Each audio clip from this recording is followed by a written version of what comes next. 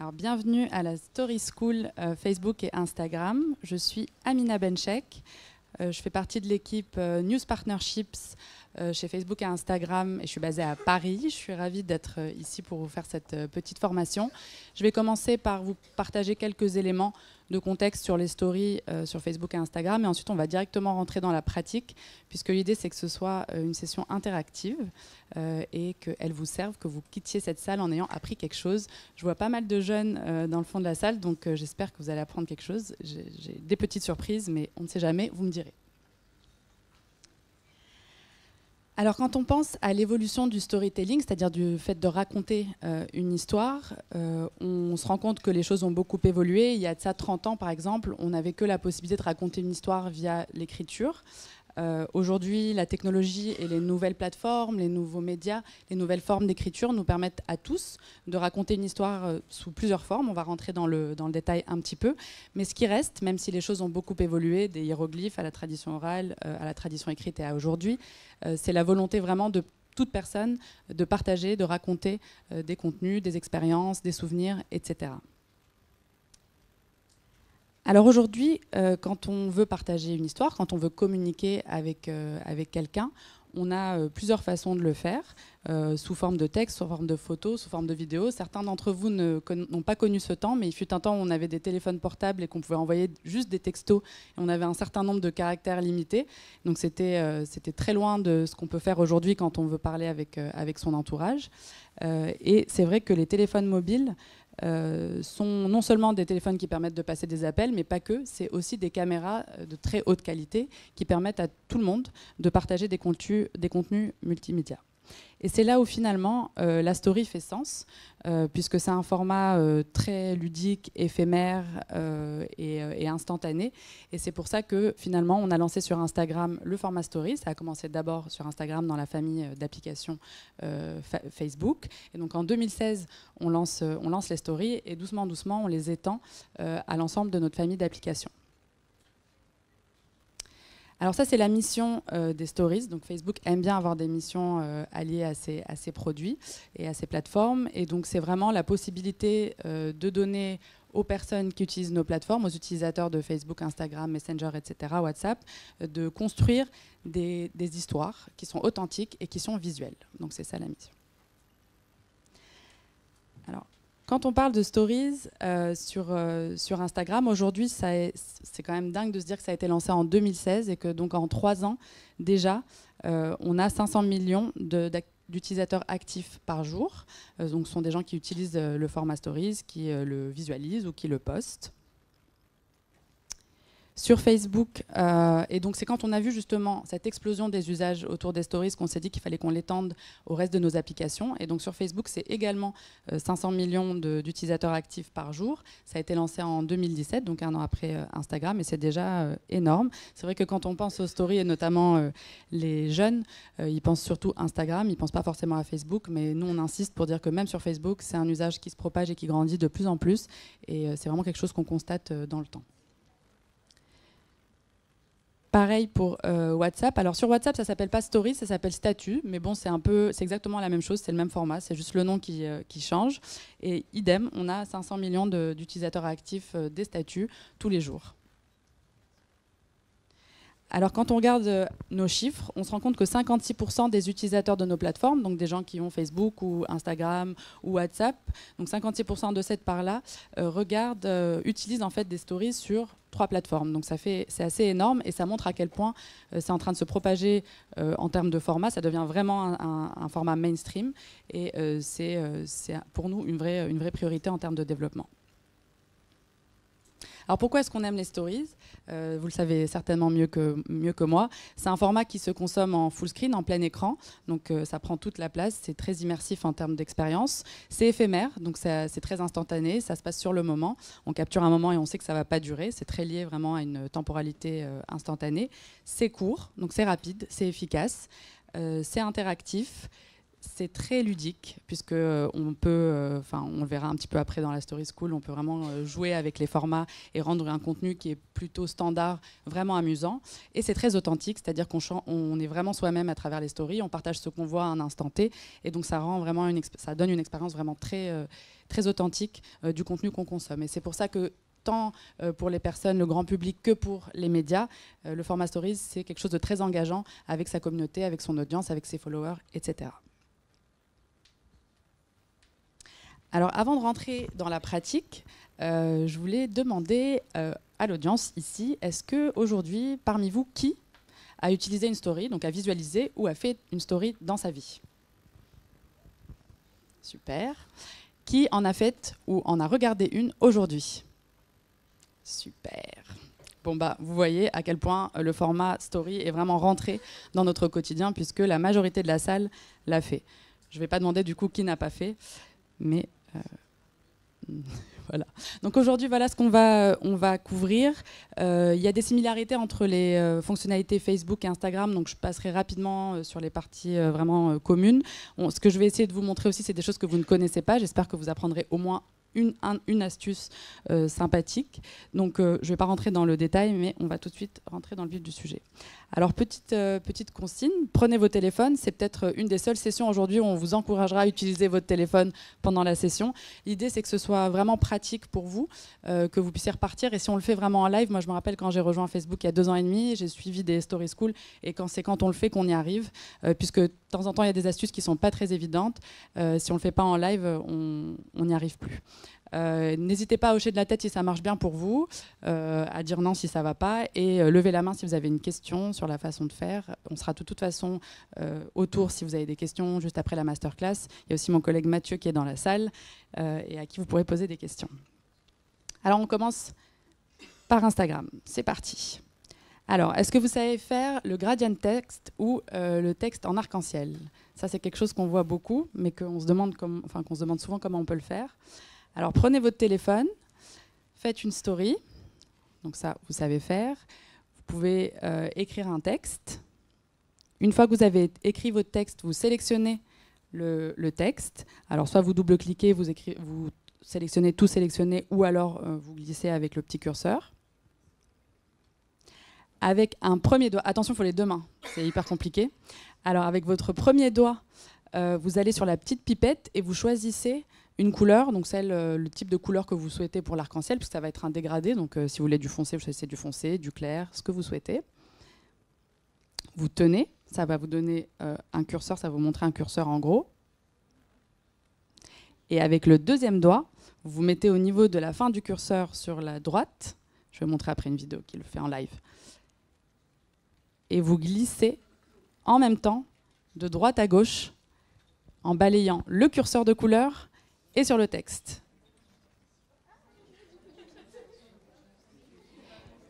Voilà, vous pouvez regarder la petite vidéo, ça le fait en live. Et voilà comment on arrive.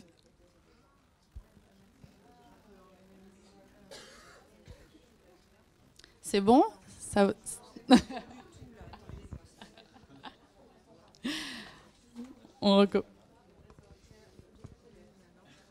Là, sur la vidéo, on voit bien comment il fait. En fait, il faut sélectionner l'ensemble du texte, le curseur qui est complètement à droite, donc celui qui est à la fin de votre dernier mot. Vous gardez un doigt sur le curseur, un sur la couleur, et vous balayez en même temps. C'est vraiment comme sur la vidéo. Mais il faut avoir bien sélectionné son texte.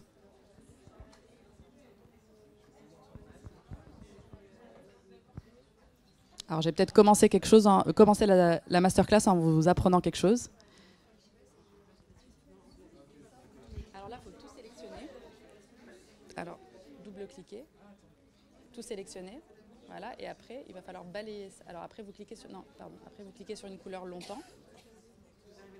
Voilà, et là, il va falloir balayer en même temps là et là. Mais il faut le faire simultanément. Il faut vraiment le faire simultanément entre la couleur et le texte.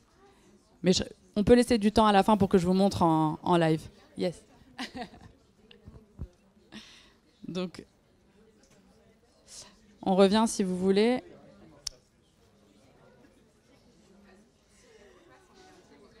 Je reprends sur le gradient text, sur les étapes, comme ça. C'est le plus difficile, hein. Ensuite, ça sera plus facile. On reprend. Alors, si on regarde la vidéo, on écrit un texte, on sélectionne tout le texte, on clique sur une couleur longtemps, ça pop le petit curseur de couleur. Ensuite, on se place à la fin de son dernier mot, on met le doigt dessus, on met le doigt sur la petite pipette qui est apparue également, il ne faut pas la lâcher, et on balaye en même temps.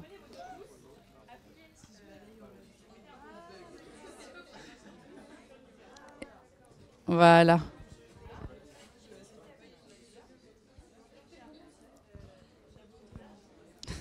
Je serai là tout à l'heure pour vous montrer. Je me suis entraînée hier soir pour bien y arriver. Je vais passer à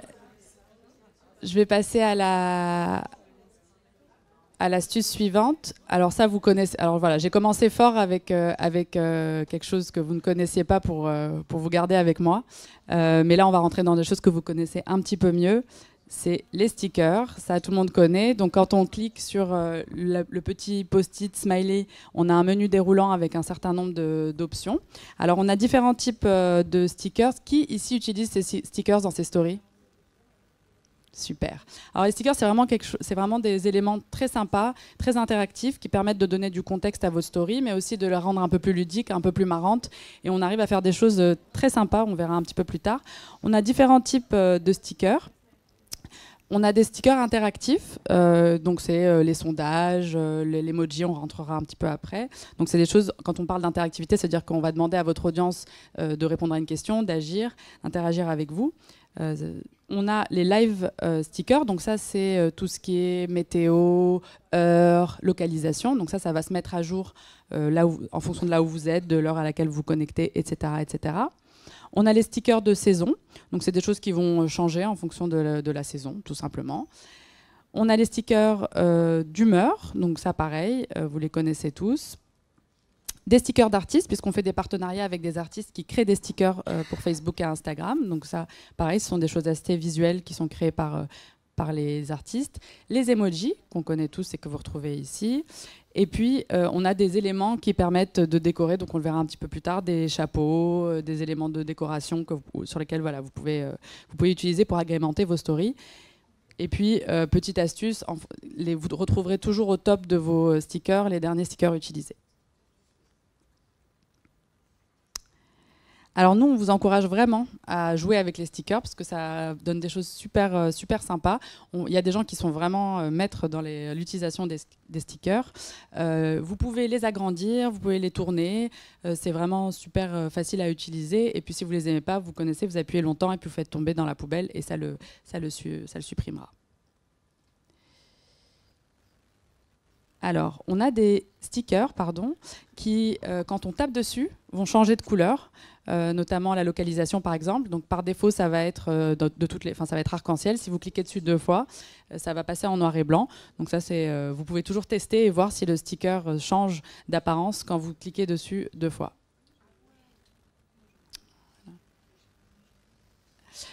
Alors, je ne sais pas si vous connaissez le selfie sticker, mais ça donne des choses assez intéressantes. C'est dans le menu sticker, vous avez un petit appareil photo qui vous permet de vous prendre en photo, vous. Et ensuite, vous allez le garder dans la bibliothèque de stickers et vous allez pouvoir le mettre n'importe où.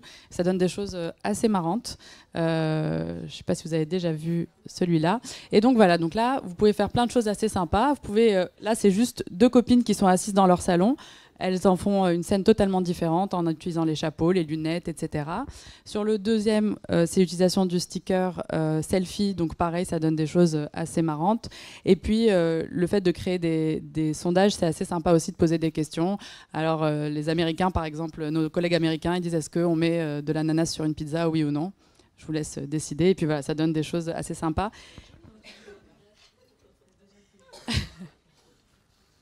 Voilà, donc là aussi, vous pouvez le voir, c'est le poll. Et alors, ce qui est assez sympa, là, vous voyez des exemples de poll. Donc là, il y a un utilisateur qui pose une question à ses followers. Et en fait, ce qui est sympa, c'est qu'ensuite, vous pouvez voir qui a répondu et partager la réponse aux gens en disant, voilà ce qui a été dit. Donc, est-ce que je me coupe les cheveux ou pas? Tout le monde vote. Et puis enfin, on dit, bah, les gens ont décidé que j'allais me couper les cheveux, j'y vais et on verra le résultat. C'est des façons sympas, vraiment, d'engager avec les gens qui vous suivent. Alors les GIFs, ça c'est quelque chose aussi de très sympa. On a Giphy qui donc recense un certain nombre de GIFs au sein de l'application Instagram. Ça peut vraiment, pareil, customiser une story qui était très simple et qui était juste, par exemple, si je prenais une photo de la pluie dehors qui serait plutôt standard. Et on peut vraiment inventer des histoires juste avec Giphy, avec les GIFs. Donc là, par exemple, on va voir le petit Pokémon qui court. Donc là, tout simplement, un utilisateur qui est en train de filmer la rue à travers sa voiture, la route, et il a mis un Pokémon. Celui d'après, c'est un mix entre du texte, des stories, des gifs et des stickers. Et enfin, là, pareil, ça donne des choses un peu marrantes. Donc nous, on dit plus il y en a, plus c'est drôle. Bien sûr, il ne faut pas que ce soit trop, mais ça doit correspondre au sujet que vous couvrez. Mais ça donne vraiment des choses sympas. L'emoji interactif, donc ça c'est un des derniers qu'on a lancé. C'est la possibilité de donner une humeur. Donc là, vous pouvez mettre n'importe quel emoji et le coller. Et puis les gens ont juste à swiper pour voir. Voilà, ils déroulent avec leurs doigts pour dire en fonction de plus ou moins. Et pareil, ici vous pouvez voir les réponses. Vous ne pouvez pas les partager, mais on peut voir le nombre de réponses des personnes.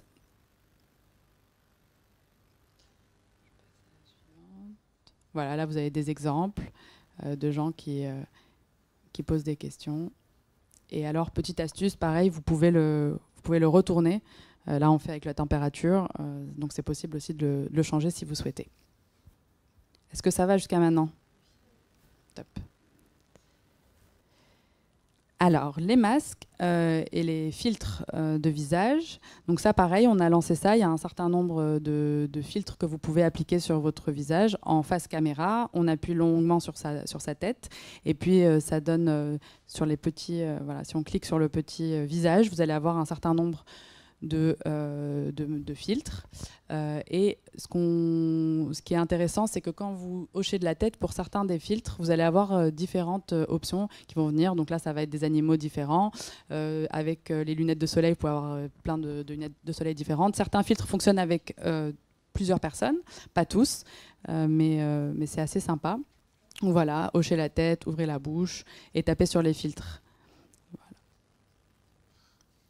Alors, le live photo hack, ça fonctionne avec l'iPhone. Donc, qui connaît les photos live sur iPhone? Super. Donc ça vous évite en fait de faire un boomerang en passant par l'application ou directement sur Instagram. Il vous suffit de toujours activer la photo live, l'option live sur vos photos, donc dans votre caméra iPhone. Et ensuite, normalement, vous avez juste à ouvrir... Donc, il faut bien sûr bouger sur la photo, mais après, il y a juste à aller dans Instagram. Vous cliquez sur « Ajouter une story », vous cliquez sur vos photos. Les dernières 24 heures, vous avez l'option « Dernières 24 heures », vous choisissez une photo, elle va apparaître en story, et vous appuyez longuement sur la photo. Et là, ça va faire comme un boomerang. Donc ça, vous pouvez essayer en live.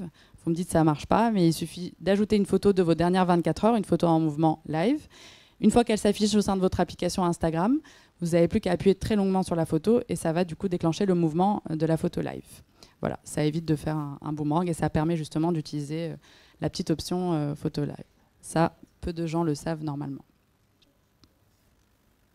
Ce qu'on dit, c'est que vous pouvez toujours laisser le live si vous souhaitez, c'est plus facile plutôt que de l'activer et le désactiver.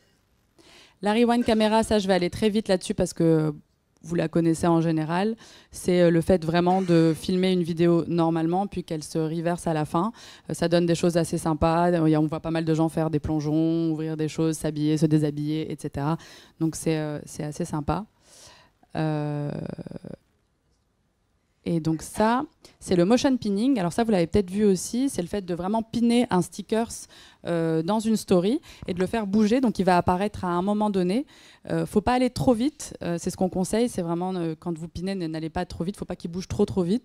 Mais c'est assez sympa, ça donne des choses assez ludiques également. Donc là, il vous suffit de prendre une vidéo avec du mouvement et puis choisir votre stickers. Et là, comme vous pouvez voir, vous allez avoir une espèce de barre déroulante et il vous suffit de le piner là où vous voulez. Vous pouvez le faire bouger. Pareil, vous pouvez l'agrandir ou le rendre plus petit. Et donc, ça donne des choses assez sympas avec le pigeon là, avec des textes différents. On peut utiliser le zoom également, où là, dans les égouts, il y a deux petits emojis, et puis révéler des choses dans le ciel qui n'ont rien à voir, mais du coup, ça attrape l'œil et ça rend ludique des choses du quotidien. Pour les comptes professionnels, pour les gens qui ont des comptes professionnels dans la salle, vous pouvez avoir accès à vos insights, il suffit de l'activer. Donc les insights, c'est les statistiques. Et du coup, vous pourrez vraiment analyser ce que votre audience consomme et ensuite faire des stories qui correspondent vraiment à ce que votre audience aime chez vous et affiner la façon dont votre storytelling, donc l'angle, le ton, etc., de la façon dont vous racontez des stories. C'est vrai qu'avec Mathieu, souvent quand on rencontre des médias, et ça c'est vraiment en train de changer complètement, il y a un peu une réticence à utiliser tous ces outils qui peuvent avoir l'air un peu kitsch, un peu familier, un peu trop jeune. Et en fait, même sur du contenu sérieux, ça donne un angle sympa et c'est vraiment fait pour Instagram. Du coup, les gens s'engagent beaucoup plus avec le contenu. On se rend compte que les utilisateurs mémorisent bien mieux une information sous forme de story, parce que le fait que ce soit court, que ce soit rapide, que ça s'enchaîne, fait que les gens impriment plus facilement ça qu'une vidéo plus longue. Bien entendu, ça dépend vraiment des sujets. Est-ce que vous avez des questions sur les stories Instagram, ou est-ce qu'on les laisse pour la fin? Je ne sais pas, on sera là de toute façon. Bon, je passe rapidement du coup à Facebook. Alors, qui utilise les stories Facebook ici? Ah, tout de suite, ça tombe beaucoup. C'est assez similaire. Il y a quelques différences, notamment au niveau de tout ce qui est réalité augmentée, 3D, filtre 3D, etc. Il y a beaucoup d'options en termes de police, de couleurs, etc. Et on en discutera un petit peu après, mais on peut vraiment cross-poster sur les deux plateformes. Donc en fonction de... Voilà, si vous faites vos stories sur Instagram, vous pouvez aussi les poster sur Facebook. Alors, pareil, vous avez un petit encart, ajouter une story en tête de votre feed, et vous avez également la possibilité de le faire directement depuis la caméra au sein de l'application. En termes d'outils créatifs, là, vous pouvez voir ce qu'on appelle les masques. Donc ça, pareil, ce sont des choses qui sont développées au sein de notre studio VR, et ça donne des choses assez impressionnantes, notamment ici avec le lion. Là, c'est pour vous montrer qu'avec le texte, il y a beaucoup d'options de police, de format, etc. On peut mettre des fonds, idem sur Instagram. Et donc, ça donne des choses vraiment jolies, c'est-à-dire juste... moi, j'aime bien cette story parce qu'elle est très simple. C'est juste un jus rose dans un verre. Et finalement, on arrive à en faire quelque chose d'assez sympa, d'assez ludique et qui est assez joli, finalement, en utilisant des outils assez simples. Pareil, là, je ne vais pas rentrer dans le détail, on a les mêmes types de stickers sur Facebook. Les polls aussi, donc les sondages, possibilité de poser des questions. On a les cadres, donc ça c'est quelque chose qu'on n'a pas sur Instagram, donc la possibilité de partager, d'encadrer vos photos et vos stories. Les masques, idem. Si vous appuyez longuement sur un des masques, parfois vous allez avoir un certain nombre d'options. Et donc là c'est un peu différent pour changer les lunettes de soleil par exemple. Et nous, vraiment, on vous encourage à combiner les effets, donc ça, que ce soit sur Instagram ou sur Facebook. N'hésitez pas à utiliser tous les outils qui vous sont mis à disposition, puisque ça donne vraiment des choses sympas. Vous pouvez aussi découper vos histoires. Et c'est ce qu'on se dit, c'est qu'une story, c'est vraiment une histoire, donc il faut la construire, il faut qu'elle ait un début, un milieu, une fin, et c'est comme ça qu'on garde l'audience. Évidemment, il y a un juste milieu, il ne faut pas poster sur un même sujet trop de stories, parce que ça peut être essoufflant finalement pour l'audience, et au bout d'un moment, on en a assez, on veut la fin. Mais c'est vraiment, ça se construit réellement comme une histoire, et ces petits outils là ils peuvent venir se superposer les uns les autres, et ça donne des choses assez sympas. Voilà, donc là vous avez des idées, pardon, je reste un petit peu dessus, donc texte, sticker, poll, les cadres et les masques. Idem, vous pouvez avoir accès à vos statistiques. Voilà. Et donc je veux vraiment insister sur le fait de cross-poster.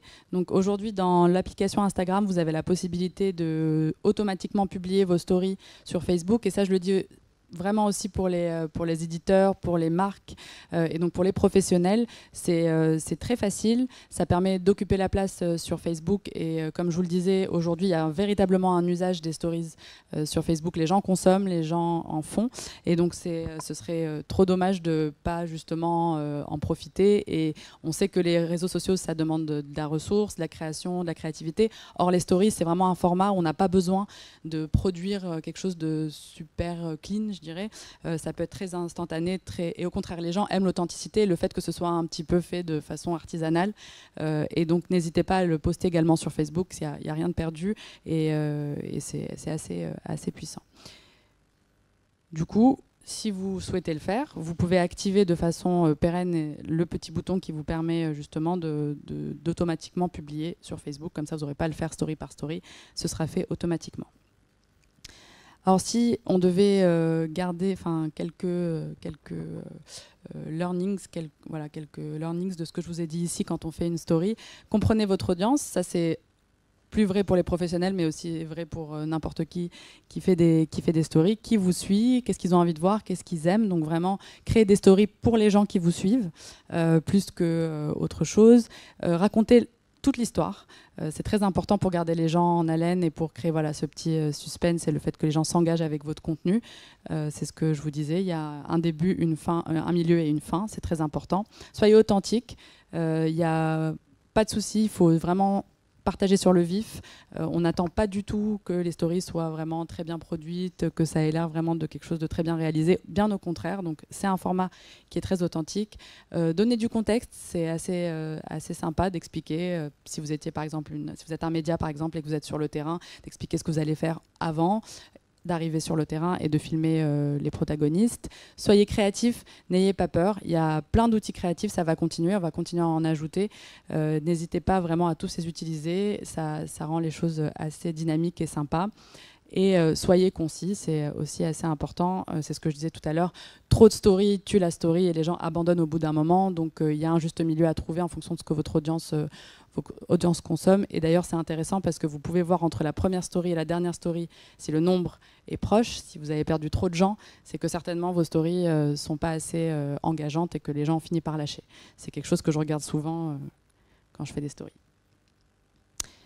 On arrive à la fin de la masterclass, donc je vous propose de répondre à vos questions. S'il y a des astuces que vous n'avez pas réussi à faire, je suis là.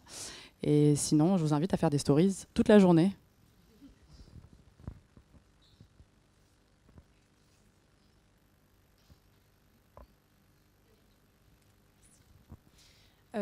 Vous parlez, ça marche? Oui. Vous parlez beaucoup d'authenticité. Aujourd'hui, on voit de plus en plus d'outils comme Unfold ou Mojo qui permettent vraiment de faire des stories un petit peu professionnelles en fait et qui peuvent être dans les mains de tous. Est-ce qu'on n'a pas peur justement aujourd'hui de perdre un peu d'authenticité? Parce que du coup, moi, je suis community manager. Au niveau, donc du coup, pour mon message un petit peu pro, j'utilise justement ces outils. À titre personnel, j'utilise plutôt le côté authentique, drôle, etc. Mais est-ce que justement, on n'a pas peur de passer dans trop d'outils trop créatifs et un petit peu pro et voilà, perdre le côté sympa et instantané? Parce qu'en plus, aujourd'hui, alors qu'avant, au début des stories, on ne pouvait pas choisir avant 24 heures, je sais plus. Et donc du coup aujourd'hui voilà, on est vraiment dans je trouve que c'est un peu moins authentique. Voilà.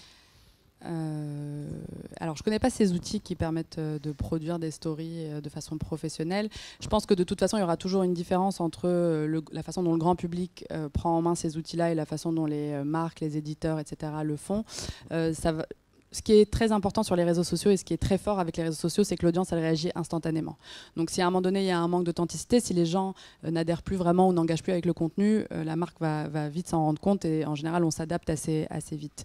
Je pense que parce que les outils créatifs qui sont au sein de nos applications sont assez ludiques, assez sympas et rendent les choses un peu moins sérieuses d'une certaine façon, on est quand même limité par ça. Donc on n'aura jamais une émission d'1h30 super sérieuse comme dans un studio télévision. Donc on est quand même ramener à ça, mais c'est un risque, c'est comme tout, c'est dès qu'on a des contenus publics, professionnels, produits, etc. L'idée c'est de trouver un juste milieu. Je pense que les gens font la différence aujourd'hui entre des stories qui sont faites par des publishers, des éditeurs, des marques et par n'importe qui. Les influenceurs, ils sont devenus quand même très très forts à faire des stories, peut-être qu'ils sont aussi moins authentiques qu'elles ne l'étaient aujourd'hui, mais je pense quand même que le fait qu'on ait le téléphone en main, qu'on partage en temps réel et que ce soit vraiment l'humain derrière qui le fasse, ça garde ça. Donc oui, peut-être que c'est moins authentique, mais ça reste quand même le format le plus authentique, je pense, aujourd'hui pour engager avec sa communauté. C'est une très bonne question, merci beaucoup. Est-ce qu'il y a des questions? Non. Tout le monde a réussi à faire l'arc-en-ciel? J'ai une question. Bonjour. Bonjour. Il y a beaucoup de gens qui peuvent créer leur propre filtre pour le visage, même en caméra, enfin des deux côtés. Il y a énormément de contenu et vous n'en avez pas vraiment parlé jusque-là, mais est-ce que vous encouragez les gens à en faire et comment vous régulez un petit peu ça? Parce que des fois, il y a des contenus qui peuvent être un peu problématiques, j'aime pas forcément ce mot, ça dépend des situations, mais comment vous gérez un peu tout ça? Parce qu'il y a des dizaines de milliers de filtres, j'ai l'impression, qui sont disponibles si on fouille un peu. Alors, on encourage justement la créativité, donc les gens à créer leurs propres filtres. Il y a quand même un système de revue des filtres avant qu'ils soient publiés. Donc, même si, alors je ne sais pas si tu as vu des débordements, des choses comme ça, mais dans ce cas-là, en général, on prend des actions. Sur Facebook, il faut vraiment soumettre son filtre et il est revu par une équipe et ensuite il est publié. Sur Instagram, c'est un peu plus ouvert également, mais c'est revu aussi. Donc, même s'il y a eu peut-être des écarts comme dans toute technologie, à un moment donné, voilà, le temps que l'usage se mette en place, mais on revoit vraiment ça. Sur Instagram et sur Facebook, on veut que les gens créent, on veut que les gens proposent des choses. À l'inverse, il y a quand même des choses super belles. Je ne sais pas si tu as déjà vu des masques faits par des utilisateurs et des choses super sympas. Mais voilà, il y a toujours des débordements, on essaye de réguler. On veut quand même que ce soit une plateforme ouverte, mais safe et avec des contenus qui correspondent à nos standards de communauté. Donc, on travaille activement à pas de débordement.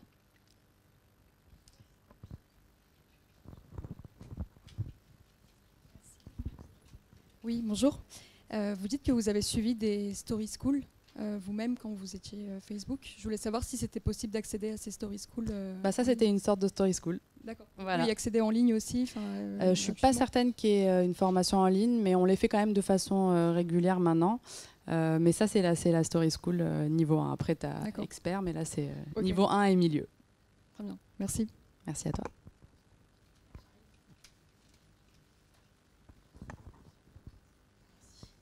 Oui, bonjour. Tu disais trop de story, tue la story. Est-ce qu'il y a des statistiques qui montrent l'audience, c'est-à-dire au bout de je dis n'importe quoi, 4 minutes c'est trop, il faut arrêter. Est-ce qu'il y a des choses qui montrent un peu les pics d'audience qu'on peut avoir sur une story et quels sont les meilleurs, si tu en as? Merci. Merci beaucoup. Alors, il n'y a pas d'audience agrégée parce qu'en fait, aujourd'hui, Instagram, c'est tellement énorme qu'on ne pourrait pas vraiment donner de guidelines sur ce qu'il faut faire, ce qu'il ne faut pas faire, et ça varie énormément en fonction des sujets. Peut-être que une influenceuse, on va la suivre tout au long de la journée, alors qu'une marque média, on va se connecter à plusieurs fois dans la journée. Nous, ce qu'on conseille, c'est de vraiment regarder le taux de perdition finalement, donc les gens qui vont rester de la première story à la dernière. Et si, je dis n'importe quoi, mais vous avez 400 personnes qui ont vu la story 1 et 350 personnes qui ont vu la dernière story, donc la story 10, on est bon, vous êtes sur un bon rythme. Et donc ce qu'il faut vraiment faire avec nos plateformes, c'est tester et voir. Commencer par 3-4 stories par jour, voir si vous gardez les gens, augmenter un petit peu. Si là vous commencez à perdre les gens, du coup vous revenez à ce que vous faisiez. Donc c'est très important, et ça c'est un très bon point, de regarder comment est-ce que vous gardez les gens jusqu'à la fin. Et en fait, il y a beaucoup de personnes qui, au bout d'un moment, lâchent, ce qui veut dire qu'en fait, on est sur un volume trop important. Et dans ces cas-là, on conseille de réduire. Mais sur un même sujet, et on le voit souvent sur un même sujet, je pense qu'il ne faut pas trop en faire. Il faut construire son histoire pour qu'elle se découpe, parce que c'est sympa et ça donne une expérience assez cool. Mais sincèrement, je pense que les gens ne peuvent pas tenir 15 stories sur un sujet particulier. Mais... Et pardon, je rajoute juste un petit point. Dans vos insights, donc dans les statistiques, vous avez pas mal d'infos sur la démographie, sur les horaires de connexion, etc. Donc si votre audience se connecte à une certaine heure dans la journée, c'est certainement un bon moment pour pousser la plus grosse histoire de la journée.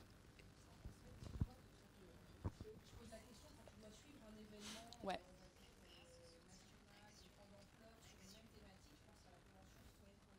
Ouais, ouais.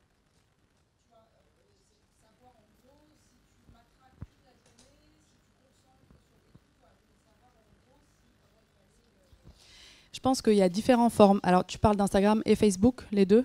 Instagram. Alors, sur Instagram, on a quand même 3 canaux principaux qui sont le feed, le highlight et la story. Et donc, moi, je pense qu'il faut vraiment utiliser les trois. Si tu veux couvrir l'événement, faut planifier ta couverture en utilisant les trois canaux, puisque dans le feed, tu vas pouvoir poster des photos, avoir des légendes plus ou moins grosses, où tu vas pouvoir mieux expliquer, enfin bien expliquer. Donc, c'est plus du froid, du contexte, etc. Le live, c'est un outil super sympa, engageant. Donc, si tu arrives et que tu es à la conférence et il y a, je sais pas, tu veux interviewer quelqu'un ou un truc comme ça, tu peux le faire sous forme de story. Mais si tu as une couverture un peu plus longue, on peut le faire sous forme de live. Ça fonctionne bien et les gens peuvent vraiment commenter en temps réel. Donc ça donne des expériences sympas. Je pense que c'est exactement ta question, c'est en fonction du contenu. Comment est-ce que tu vas embarquer ton audience et faire en sorte qu'elle reste? Je t'en prie.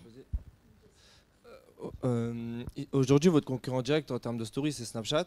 Est-ce que la stratégie d'Instagram, c'est de se réorienter vers un côté plus professionnel que Snapchat? Je ne pense pas. Instagram, c'est vraiment grand public. C'est vraiment avant tout un outil pour les gens, pour qu'ils communiquent avec les gens. Les marques, elles sont arrivées, les publishers sont arrivés bien après. Donc non, je pense qu'il y a de la place pour tout le monde. Comme, entre guillemets, un CV en fait d'une personne. Ça va être plus professionnel que Snapchat. Ou Snapchat sera plus fun en fait. De ce côté-là. Oui, c'est un avis. Moi, je suis pas d'accord. En fait, les gens... non, je plaisante. Non, je plaisante. C'est une boutade. Non, je pense qu'avec justement les stories Instagram, c'est aussi quelque chose d'assez authentique. C'est pas que un CV. Ce qui s'apparente à ton CV, et c'est intéressant de le dire comme ça, c'est le feed et la bio, où finalement en fait, contrairement à Snapchat, quand tu arrives sur un compte Instagram, tu vois tout de suite qui est la personne et on te donne déjà des éléments de contexte. Donc en fonction de tes photos, de tes highlights, de ce que tu as mis dans ta bio, une citation, un truc marrant, etc., je vais savoir quel genre de garçon tu es. Alors que Snap est plus dans le temps réel, etc. Mais on l'a aussi. Est-ce que vous pensez un jour dépasser Snapchat en termes de story? Je ne sais pas. Je ne lis pas dans l'avenir. Inch'Allah.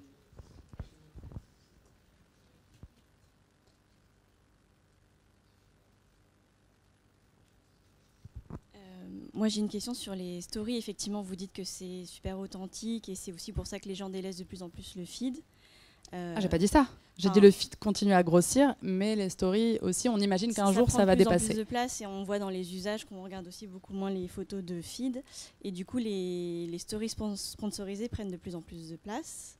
Et je trouve que ça vient un peu gâcher ce côté authentique dans les usages. Je voulais savoir votre avis là-dessus.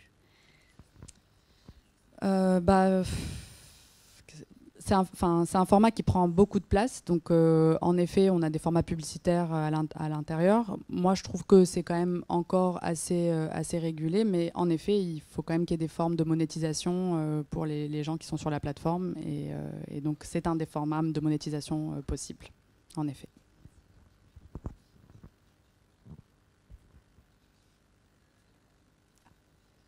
Il y a une question. Oui, c'est encore moi. Du coup, on n'a pas trop parlé justement, vous l'avez juste évoqué un petit peu, des lives. Est-ce que ça fonctionne bien? Est-ce que c'est quelque chose... vous avez un peu des statistiques là-dessus? Parce qu'avant, c'est vrai qu'on utilisait quelque chose qui s'appelait Periscope, qui est, je pense, dead dans le game maintenant. On n'en entend plus parler. Enfin, peut-être que des gens l'utilisent, tant mieux. Aujourd'hui, je trouve que c'est sympa aussi, ce système de live pour justement... peut-être plus d'authenticité, on y revient, pouvoir poser des questions à des influenceurs ou même des médias. Est-ce que vous avez des statistiques ou des choses à nous apporter là-dessus? Tout à fait. Alors, le live, c'est vraiment le format, c'est un des formats les plus engageants d'ailleurs sur Facebook en termes de vidéo. Donc la vidéo, c'est le format le plus engageant sur Facebook, mais on se rend compte que sur un live, on engage, je crois que c'est une fois et demie plus que sur une vidéo VOD. Encore une fois, ça dépend des sujets. Tout ne mérite pas un live. Donc à un moment donné, quand on a lancé les lives sur Facebook, on voyait beaucoup de lives. Et en fait, tout sujet ne mérite pas un live, puisque ça demande quand même aux gens de se concentrer avec vous sur un événement. J'en ai pas parlé là, mais c'est vrai que c'est notamment le Live With, qui est quand même une fonctionnalité très sympa. Si vous faites un live avec quelqu'un qui est à l'autre bout de la planète et que vous discutez, ça permet aux gens d'interagir, de poser des questions en temps réel. Moi, je crois beaucoup dans le live. Je pense que ce qu'il faut avec le live, quand on est une marque média par exemple, c'est avoir quelqu'un qui puisse aussi modérer, répondre aux commentaires en temps réel. Et ça, c'est quelque chose qui apporte un petit plus. Et c'est l'avantage des plateformes sociales. C'est si on fait un live sans vraiment monitorer, répondre aux commentaires, etc. Du coup, on perd un peu la valeur ajoutée de l'instantanéité. Mais oui, il faut être live. Notamment pour les journalistes, c'est quelque chose d'assez sympa. Quand on est sur le terrain, on pense à Brut, par exemple, qui a fait des lives sur les champs pour les Gilets jaunes. C'est quand même l'expérience la plus immersive possible, notamment avec les téléphones portables, où finalement on embarque l'audience avec nous, on est avec le journaliste, et ça marche très très bien. Pareil, les influenceuses, quand elles lancent des lives beauté, etc., ça marche assez bien. Mais encore une fois, ça dépend du sujet. Faire un live de son trajet dans le métro, je suis pas certaine que voilà. Par contre, une story sympa sur son trajet dans le métro, s'il a été pourri le matin, ça peut faire rire l'audience.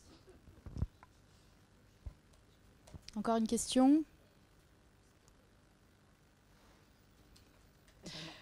Bon, merci beaucoup.